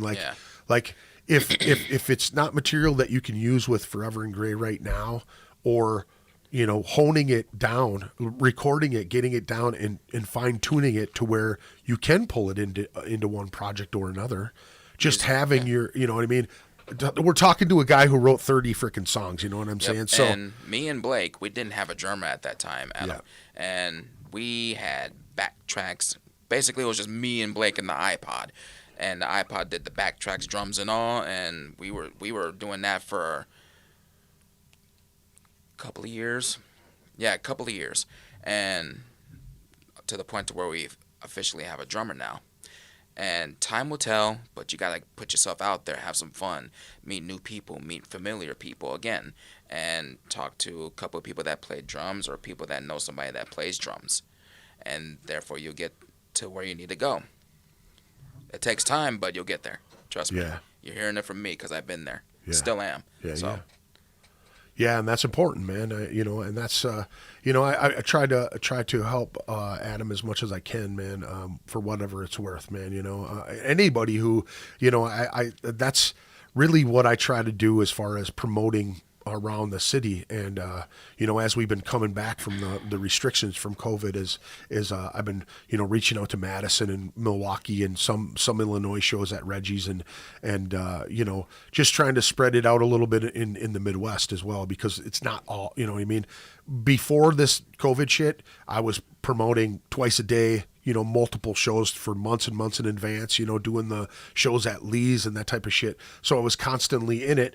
And then as Lee's, closed down and everything, and then I stepped back from Outside the Murder, it was one of those things that I needed a little time, a little recovery myself, Yeah. But here's the thing is, like, when I promote other bands, it's just on the pure love of the music scene that I've been involved in since I was 16, 17 years old. You know what I'm saying? So when I see somebody doing well, if I see, a Donnie Darko video, I'm going to share it. If it's something I try to rub elbows with everyone. I try to be friends with as many people as I can. I'm not always going to be anybody's, favorite fucking person by any means at all. But I know that it's very difficult to be able to have a full-time job, get out there and promote, because back in the day, that's what we did. We made flyers and we went to shows and we handed out flyers to people. There was no Facebook, there was no barely any MySpace back then, and it wasn't, MySpace turned into band space basically, because every band was trying to promote on that shit, because it was like the first real app that everybody was using, man. Yep. So it was like, And now MySpace is Twitter 2.0. right? Is it? I haven't been on there in forever, man. I've looked at it and it looks just like Twitter. Really? Mm-hmm. That's crazy. That's Very crazy. Yeah. I don't know how to do program drums, which is, probably something that you could have a conversation with Donnie about. I can play drums, just not at the level that I wanted to be at. Need to practice my drums to get there. Practice makes perfect, Adam, but I will definitely show you a plugin that I've been using. Trust me, it helps. So you'll get there. Like I said, you'll get there, but it takes baby steps. You got to crawl before you walk, buddy. Yeah, and I mean with programming drums too, I'm sure that there's shortcuts. I'm sure there's ways to find certain beats that you can speed up or slow down to use to your advantage too. Mm-hmm. It's not like you have to, just hit your pad all the time. A lot of times there's a lot of programs and drum patterns that are out there. I know there's got to be tons of fucking samples for drums that are easily. Templates that you can use to pull something together to get your idea out is what it really is. And if you, and I know with the old Necroma stuff in the 2004 and on, before they went to Grand Demise, Jay was writing a lot of the stuff with drum tracks that he was programming, but he would like to push the drummers a little bit because he would try to go just a little bit faster, and then they would kind of come to a meeting when they would put things together in the studio. So, or in the practice space. So that's always something to think about, Adam. There's so many easy shortcuts, not really shortcuts, but kind of hacks for doing that type of stuff too, man. And dude, you're just getting started with the recording studio, man. You have ideas. Get those fuckers down and try to build it, and a guy like Donnie who's doing it in the process of doing that and releasing an album is definitely somebody you want to pick their brain about. You know what I mean? Yeah, inbox me. I'll help you out. Just don't hesitate. Yeah. And you're hearing it from me. Yeah. Hell yeah, man. Don't hesitate. He who hesitates masturbates. That I always heard. Adam. Adam. So what, let me see here. Some of your favorite bands, national bands, local bands, some of your favorites. National bands. Like what have you listened to this week? I have been listening to a bunch of, even though he's not here anymore, Van Halen. Yeah. Old school, or are we going Sammy Hagar era? Super old school. Yeah. Old school for days. Yeah. And now his son, Gang Wolf. Yeah. Man, his son got chops. Yeah. How could you not have chops when your dad is Eddie Van Halen? You know what I'm saying? Man, his son can, and the tribute he had for his dad, though, it got me. Yeah. It got me good. All that shit does that for me, man. I get choked up when I see some shit like that.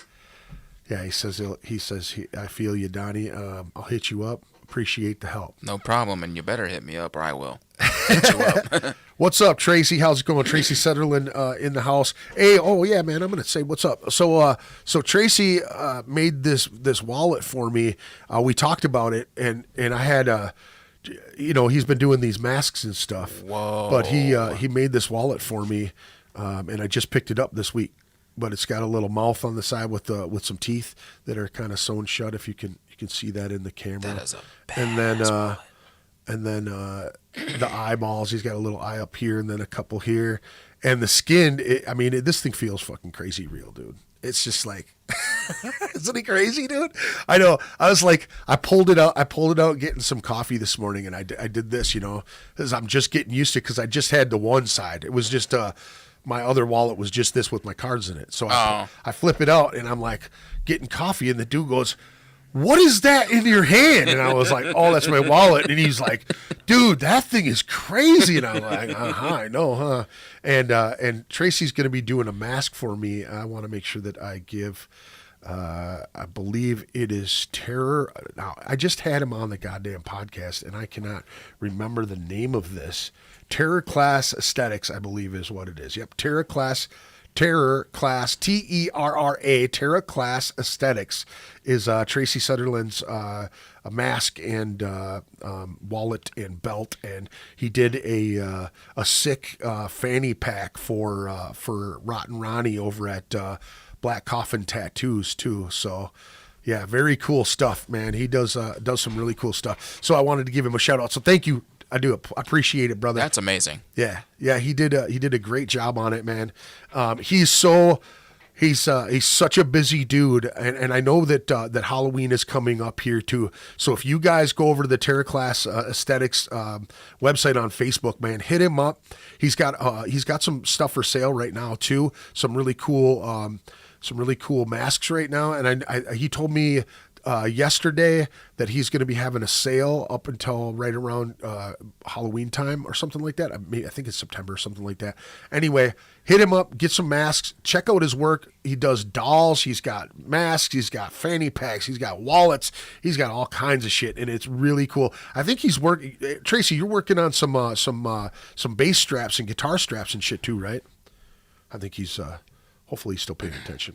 I'm talking about you, you son of a bitch. But yeah, he's my brother from another mother. He's good shit. Tracy's good people, man, and give him your business. He's doing good things over there as well. So what you get looking to gear up to? You still like adding on to your setup? Are you one of those cats that like continuously looking for new gear? Or you got your eye on any kind of gear you want to get? You looking for new guitars? Yeah, guitars. Yeah. Definitely guitars. Yeah. Guitar straps starting with leather jackets even possibly. Holy shit, dude. That is insane. That's going to be nuts, man. Yeah. So what kind of guitars are you looking at now? What are you playing right now? What I don't think I asked you that. Right now I am playing a Schecter 6-string white Sun Valley electric guitar. It has a Sustainiac pickup in it. Okay. And for a 7-string, just a regular RGS series 7-string guitar, and the left-handed is a Stevie Vai Gem. Oh, nice. Yep. So you go both hands. You're ambidextrous. That's awesome, dude.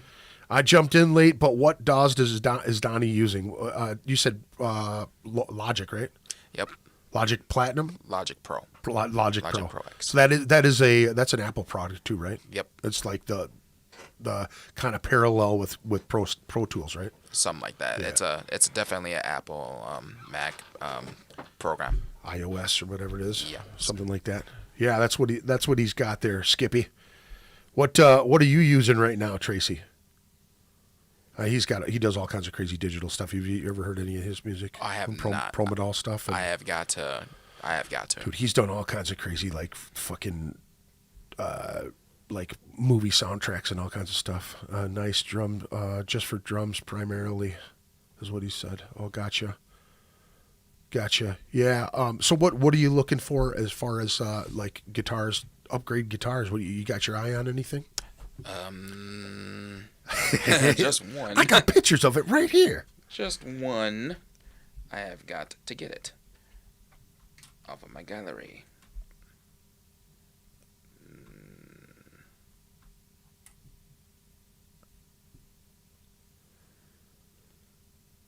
Whoa. Mm-hmm. Red and black. Yep. What is that body style? Oh. It's a Schecter. Wow, that's a cool body style too. Yep, it's a Schecter 7-string Sinister Gates with a Sustainiac pickup on it. So. That's a pretty cool one. Where'd you see that? Is that friend of yours or something have that? A friend of mine is selling it to me. Oh. Yep, so I'm buying it. Yeah. Hey, friend, if you're watching this, put the boy on layaway, man. Let him pay you off. Let him pay you off, man. Put your homeboy on layaway, man. I'm good for it. Let's do it. Yeah. Get into that thing, man. That's awesome. What's he charging you for that? Only $500. Oh, that's not too bad. Not bad at all. Yeah. My dream guitar is a 7-string Schecter Hellraiser. Damn, a Schecter Hellraiser, huh? Mm-hmm. I'm not even sure what that even looks like. What color? It is black. Schecter. It is. Oh. That one has a Sustainiac pickup on it as well. Schecter. Schecter Hellraiser. Hellraiser. There it goes. Comes up right away too. What color did you say you wanted? Black. Black. Hellraiser. 7-string, you said? Yep. Oh, that's a pretty sick guitar, dude. Mm-hmm. You like that the split tone in the middle? Mm-hmm. So it's got kind of like a gray feathering to it. Oh yeah. What's up, Shanka? How's it going? Good to have you in the chat there, young lady. Always good to see you pop in here. Crystal and I go way back. She's good people. Awesome. How's it going, Crystal? Let me see here. Yeah, that's a sick guitar, man. Yeah, that's a good one, man. What's something like that run? That's got at least to be 1,000 or something close to it. About like 1.2K. Damn. 1,200, some shit like that. Oh, Tracy said that Hellraiser is fucking sick. Hellraiser. Mm-hmm. Yeah, that's awesome. Yeah, that's a sick guitar, dude. That's a good one. Have you played any of those? Have you took one of them Bad Mamas for test drive? Yep, in the music store, Guitar Center. Yeah. And I was in there for a couple of hours, Yeah. and I wanted to buy it until I saw the tag, and I was just in my mind cussing my brains out because it was expensive. Yeah. I was mad. It sounded so amazing. Yeah. What now? When you start saving for shit like that, I mean, how do you start? Do you do like a 20? You do 50? What do you try to do? I save like a couple of $100 at a time. At every payday. Yeah. At a time, take steps, but when I get there, and if I don't, Yeah. at least I tried though, right? Yeah, right. Dirty hands, clean money. I'm late, but still ready to kick ass with y'all, brothers. I appreciate that very much. Did you work tonight, man? Crystal's a nurse. She's probably going through the same shit that's going on right now with the mandatory vaccination things, man. Oh yeah, that COVID thing. Yeah, it's such a touchy subject too, because you know what I mean. And I respect whether you do want to or whether you don't want to. I understand both sides. No, do I want to put anybody in jeopardy as far as like if I get sick and then get somebody else sick and then they get somebody's mom sick or that type of shit? But nope.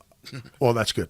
That's good. But I know that Alina and Fairview U of M physicians are starting to mandate that vaccination thing, and even for people that are working from home, which I think is absolutely absurd if you're not in the clinic or actually doing any of that stuff. And I see both sides of that coin. You know what I'm saying when it comes to. You got a call? Tracy. From Piranha is calling me. Oh, say hello. Hello, Tracy. That's one of those things, man, where you've got. I'm currently hanging out with Greg, and I'm on a podcast right now. You want to say hi? That's all right. Hi, Greg. Hey, what's up? How are you? Hey, good. How are you doing? Not too bad. Not too bad. I like your posts a lot, dude. I like your posts a lot. I follow you lately. Thank you. Awesome. I appreciate that. Keep it up. All right. Thank Okay, you. do your thing, man. Do your things. Things together, collectively. All right. You have a good night too. Okay. Yep. All right. All right. Catch you Peace, later. guys. All right. Yep. Bye. Bye now. Man, I haven't talked to her in forever. I had her on the podcast. Yep. Now you just kind of Yeah. the phone right Yeah. there. Yeah. I've actually had her in studio too at my other studio. Yeah, she's good shit. She still play bass too. Mm-hmm. Is she jamming with anybody right now? I don't know. I think she's still with Piranha. Oh, okay. I don't know. But I haven't seen them was doing also anything. she was also in the music video in The Fire of the Wise. Oh, nice. Yep, she was also in it. She played my bass. Oh, nice. My bass. And I don't know. It's a fancy white bass, man. That thing's crazy. Does that got gold accents on it too? Or no? No, silver. Okay, silver. Okay. I wish it was gold. It would look like one of Prince's guitars. Yeah. I just seen a video that popped up on YouTube the other day, like one of the most expensive basses ever made that he never claimed.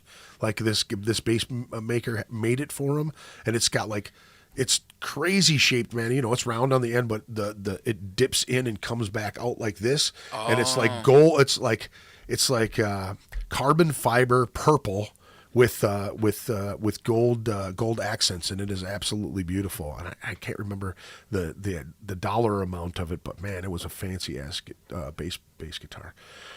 She said, I'll probably lose my job unless it's made of whiskey. Whoa, wait, hold on. She said, fuck the shot. Oh, fuck the shot. Yeah. Now you're making a bold statement right now. You're looking for a bunch of hate on people will come and stalk your page and call you all kinds of names because you choose to have an opinion of your own.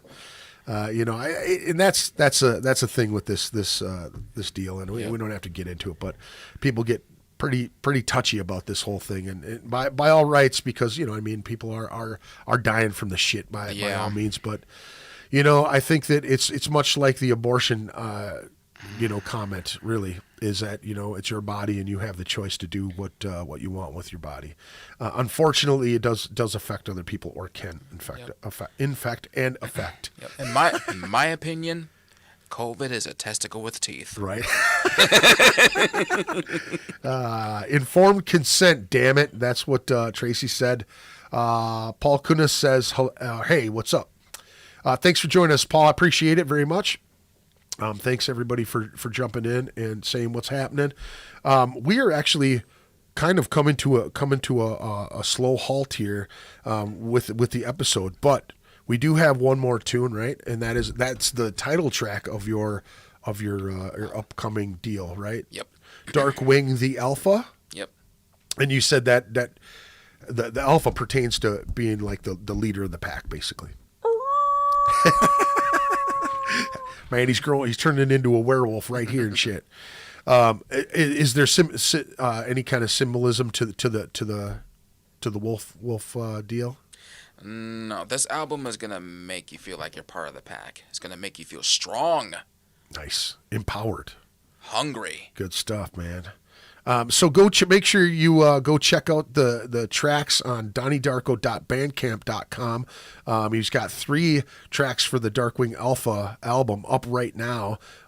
Tentatively going to be released in February, right? Yep. Okay, and so you will get to taste these first 3.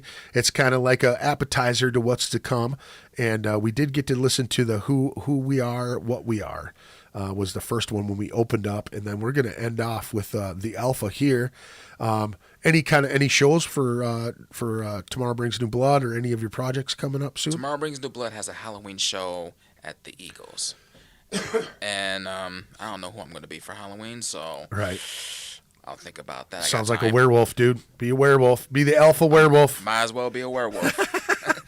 And then you said you're doing a house party too next weekend? Yeah, a house show at the Shoebox as Darkwing. Okay. Darkwing, yep. And can anybody come to it? Do they need to get in touch with you to be invited or anything? Yeah, you got to get in touch with me so I can get in touch with the band who's headlining so they can approve it. Okay. Because it is a house show and they're strict when it comes to who's coming in. They want to be careful on who they bring in. Yep. So again, folks, appreciate you coming in. Donnie, is there anything you'd like to say before we get going, or anything you want to thank anybody or give a shout out or anything like that? Man, I want to give, even though I don't know most of you that's been watching, and I know I don't know y'all's names that much because I only heard the names like a few times, maybe once.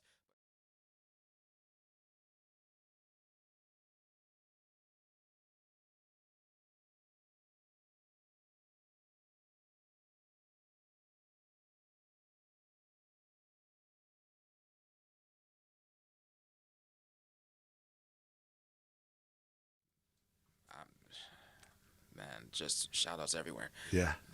But shout story short, I love every single one of y'all. And shout out to you for having me here. Thanks, brother. I appreciate you coming, man. I look forward to hearing what you got coming out too, man. It's very cool stuff. And dude, you're a talented dude. So I think you've got a long, fruitful career ahead of you, man. Thank you. So make sure you check out his stuff. Again, it is Donnie Darko, DonnieDarko.bandcamp.com.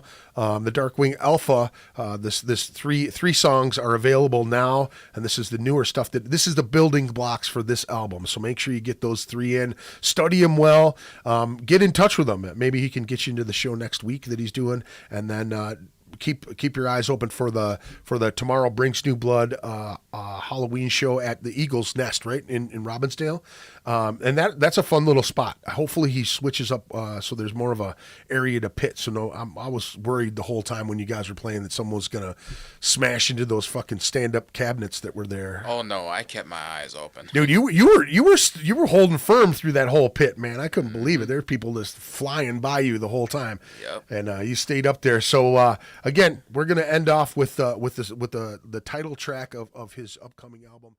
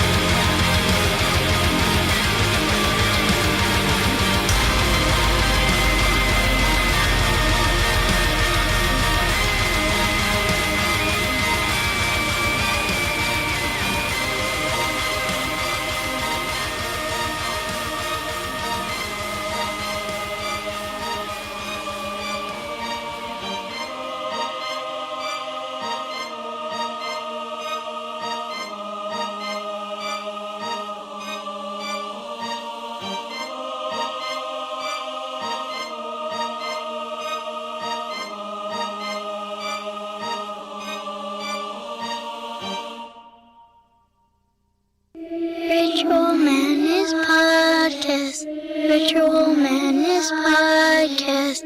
Ritual Madness Podcast. Ritual Madness Podcast.